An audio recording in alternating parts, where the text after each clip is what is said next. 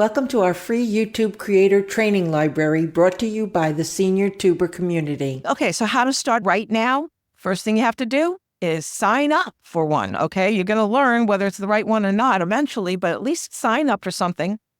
Start seeing what's in the setup, what they're calling you to do, and familiarize yourself with everything. What does it take? What do I need to know?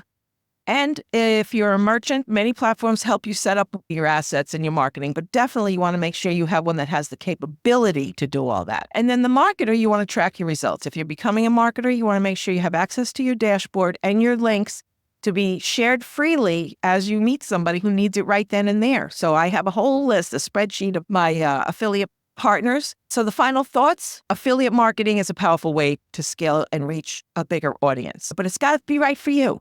And it's a low investment, little maintenance, and a way to make a lot more money. Whether you have a product or not, it's okay. Learn about it. It's a great opportunity for when you do. So start now, even if you're not ready. Totally start building the thought pattern. Get your questions going. Contact me if you have to.